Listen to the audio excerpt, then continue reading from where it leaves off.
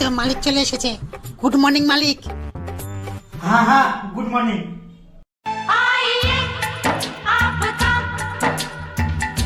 কি মালিক, একটু ঠান্ডা পড়তে কি না পড়তেই দুদিন তোমার পাত্তা নাই।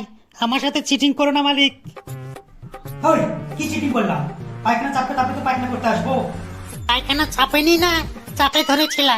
যখন কাপড় চোপড় ভরে যাবে তখন বুঝবা। ঠান্ডার সময় ফালতু বকিস না তো। ঠিক আছে মালিক, তাড়াতাড়ি এসে বসো, আমার খিদা লেগে গেছে। হ্যাঁ, তো পেট ভরতে আসছি না, আমি পেট খালি করতে আসছি। হয়তো একই ব্যাপার, তোমার পেট খালি হওয়া মানে আমার পেট ভর্তি হওয়া। তাড়াতাড়ি বসো মালিক, মুখে জল চলে আসলো। তুমি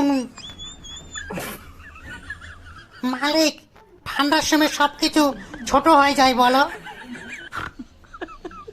কেন রে, তোর আবার কি ছোট হয়ে গেল? শুধু আমারই না মালিক, দেখেছি শীতকালে সবারই কলা ছোট হয়ে যাচ্ছে। তোমার কলার কথা বলিনি মালিক, বাগানের কলার কথা বলছি।